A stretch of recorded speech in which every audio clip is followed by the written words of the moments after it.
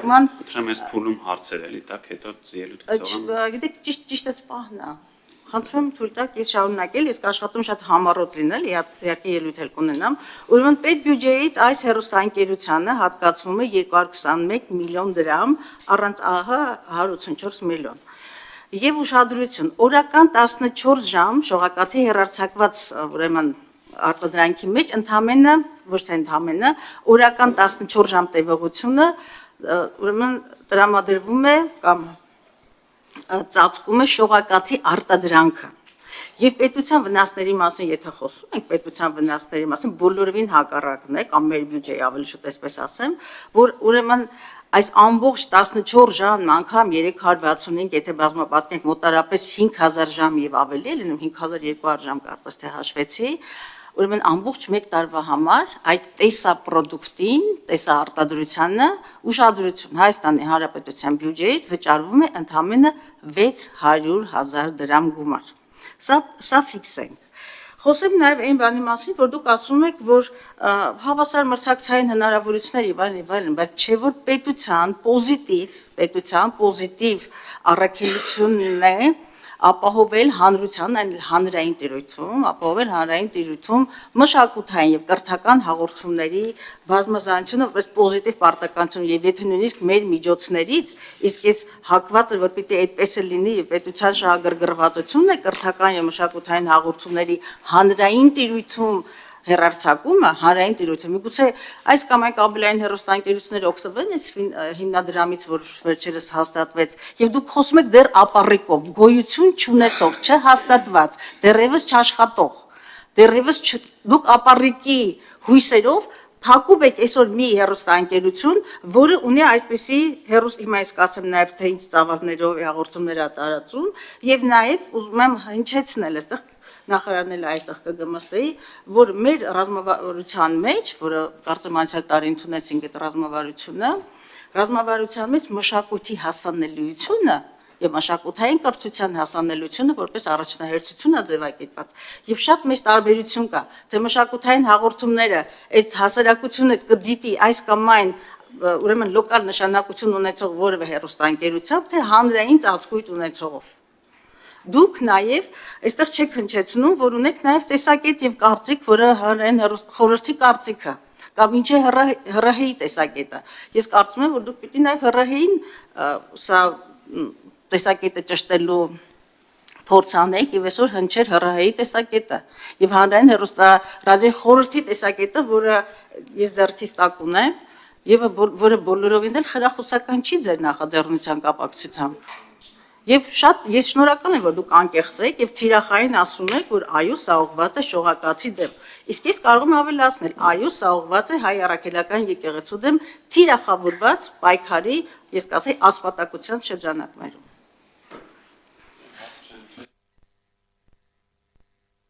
Այդտեղ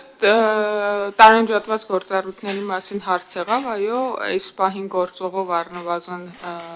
հանրային հեռարձակողներից մեկը լրատվական է, մյուսը ավելի շեշտադրում է ոչ լրատվական բնույթ, այսինքն մշակութային կրթական բնույթը։ Մենք այս մասին նաև պարոն Մովսիսյանի հետ ենք խոսել, որ պետք է ինքը ավելացնի այնտեղ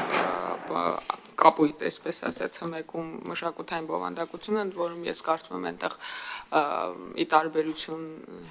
մյուս հանրային հեռարձակողի, որի վրա ըստ մենք 600,000 դրամ ենք ծախսում որպես պետություն, շատ ավելի լավ, գիտեք, իրական 260 միլիոն է, բայց շատ ավելի լավ, դա նշանակում է, որ ինքը ընդհանրապես ոչ մի կախվածություն ու կապվածություն չունի ու կարա հեռարձակվի առանց պետական բյուջեի միջոցների 5000 ժամ կոնտենտ ունի, 5000 ժամ կոնտենտով ինքը մրցունակ է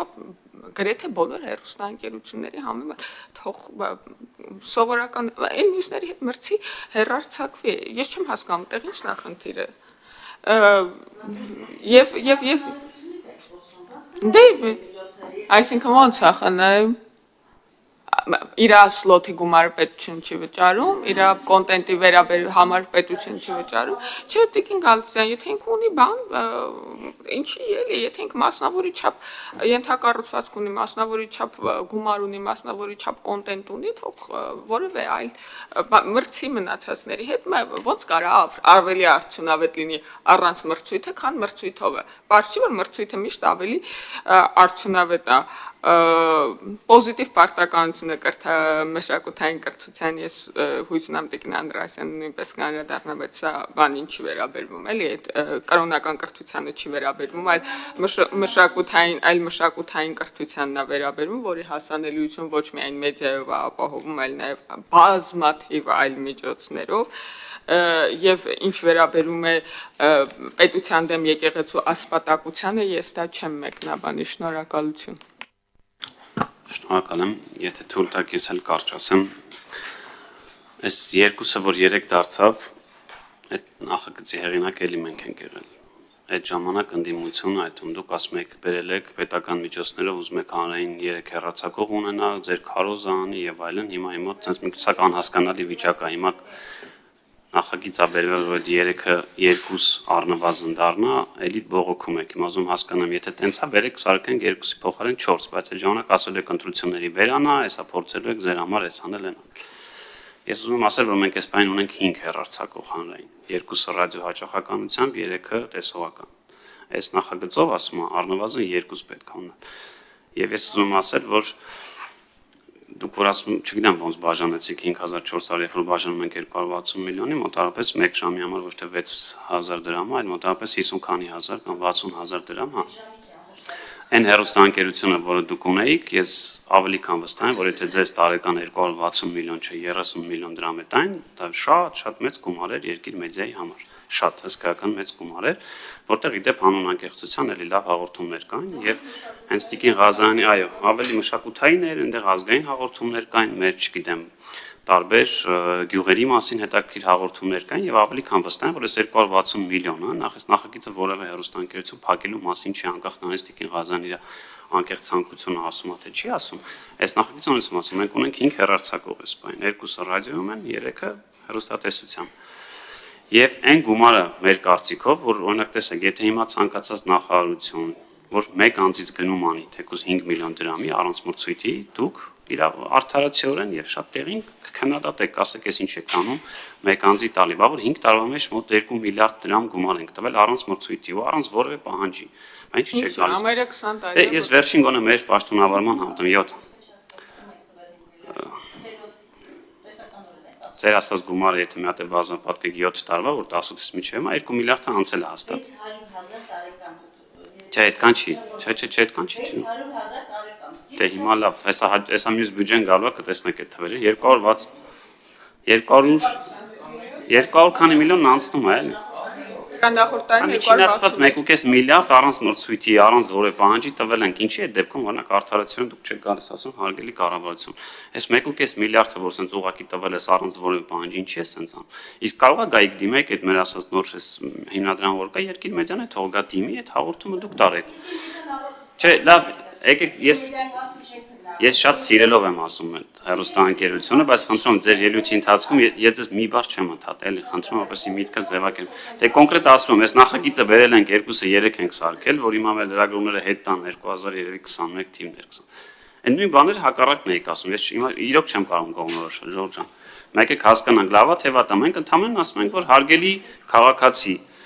դու այլևս կամ հարգելի պետություն, հարգելի կառավարություն, դու պարտավոր չես քաղաքացիների վճարած հարկերով պահել առնվազն 3 հանրային հեռարձակող։ Պահիր առնվազն 2, կուզի 6 պահի, թող պահի, բայց այդ ժամանակ դու կբերեք, կարող եք կամ բերել օրենքի նախագիծ, ասել ոչ թե առնվազն 2, այլ առավելագույնը 2։ Հիմա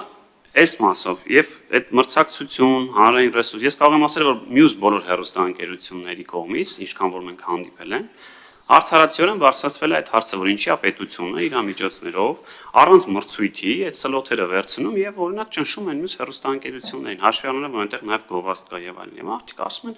բայց ո՞նց է մեր գումարը այդում այդ հեռուստաընկերությունների վճարած հարկերով պետությունը վերցնում, հա։ 3 հատ հեռուստաընկերություն է բացում եւ մրցակցում այդ ոլորտում իրանց հետ։ Այստեղ ձեր հարցի հետ պատասխանը փորձեցի տալ, ասում եք ինչ մրցակցության մասին է խոսքը եւ հանրային ռեսուրսի արդյունավետությունից եք խոսում, ելի եմ ասում։ Այդ գումարը մեկա կա։ Կուզի ձեր նշած հեռուստաընկերությունը կամ կազմակերպությունը կուզեք դուք կուզեն մյուսը, օրինակ մենք ունենք շատ լավ կրթամշակութային հեռուստաընկերություն, որի որքան էլ որ ես թերահավատ էի, բայց շարունակում է գործել եւ լավ էլ աշխատում է, Բուն TV-ն է կարող է դիմի եւ մասնակցի, ասի օրինակ ես կարող եմ այդ 220 միլիոնով 20 հատ կամ ձեր նշած 14 ժամի փոխարեն 8 ժամ այսպեսի հաղորդում տալ։ Կլինի այդ մրցույթը, չգիտեմ, խորհրդի անդամ եմ կարծես թե ես ի պաշտոնը մի քանի այլ անձին կան, թող հատկացվի այդ գումարը, այդ ձեր նշած հանրօգուտ մեդիայի մասին հաղ։ Այս անդամները դիքին կարծեմ, ես չեմ կարծում, որ սա որևէ մեկի կամ ինչ-որ եւ շատ լավ հակափաստարկուց է տենց ձևակերպում տվեց, որ առավել եւս, եթե դա ձեր ասած շատ չնչին գումար է, հետեւաբար այդ չնչին գումարը թող ծառայեն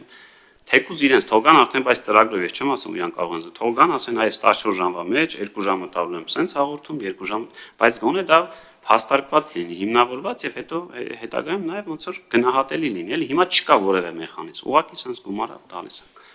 շնորհակալ եմ այլ հարցեր կան հիմնական Պետք է անդրադառնամ ձեզ պարոն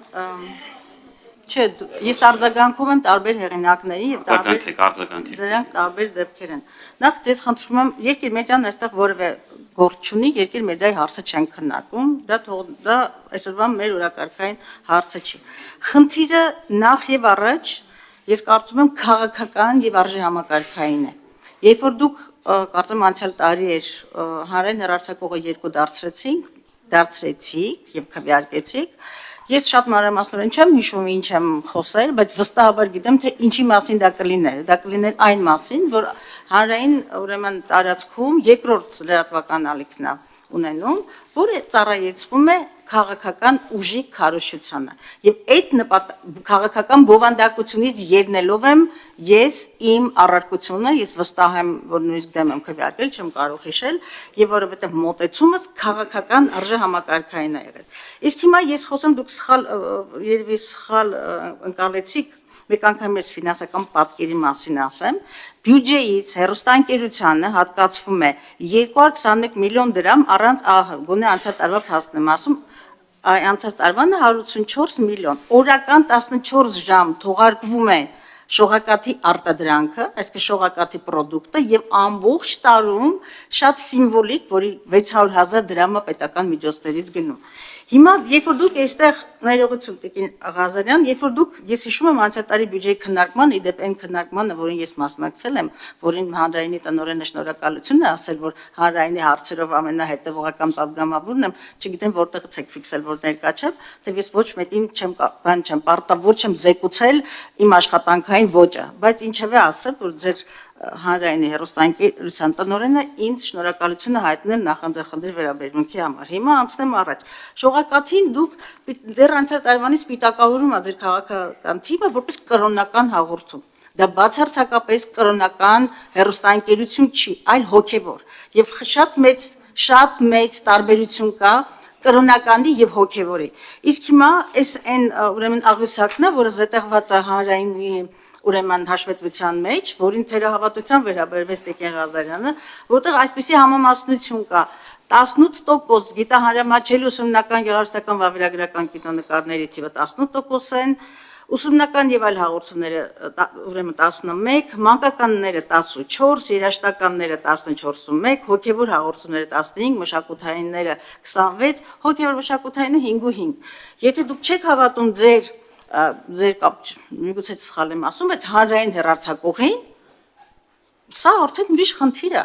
Քաղաքական մեծամասնություն գնացեք վերահսկողական գործունեություն գործառույթներ իրականացրեք եւ ասեք, որ դուք հավատարժան չեք եւ կեղծում եք փաստերը։ Իսկ գալ եւ այստեղ խեղել պատկերը եւ ասել, սա կրոնական է։ Տեսեք, տարբեր գնահատականներ եք տալիս։ Եվ ես նորից եմ կրկնում, պետության պոզիտիվ առաքելությունն է հանրությանը կրթելը եւ կրթությունը սոց դպրոցական կամ բուհական կրթությունը չի Կրթությունը նաև ամենօրյա կենսակերպ է, հաղորդումներով, գրքերով, չգիտեմ, դաստիարակչական այլ միջոցներով եւ այլն։ Եվ պետությունը, եթե շահա նախանձախնդիր է առողջ հասարակություն ունենալու, ուրեմն կրթության տարբեր ֆորմալ եւ ոչ ֆորմալ ձևերից պիտի օգտվի։ Խոսքը հենց դրա մասին է։ Իսկ եթե կմասնակցեն, նոր ցույցին չեն մասնակցի, դա բոլորովին այլ խնդիր է եւ ես այստեղ չեմ տեսնում ֆինանսական միջոցների արդյունավետ օգտագործման որևէ փաստարկ, որովհետև ինչպես ասեցի, այս ամբողջ հիմնավորումը ընդամենը երկու կետ ունի եւ երկու հեղինակների անձնական եւ սուբյեկտիվ դիտարկումներն են, որտեղ որևէ փաստարկ չկա։ Ավարտեցիք, այլ ասելիք կա, այլ հարցեր չկա։ Շնորհակալ ենք ձեր սուբյեկտիվ կարծիքի համար, Տիկին Գալստյան, այլ ով էր ավելացնելու բան ունեք, դուք ունեք բան, չունեք, շատ լավ,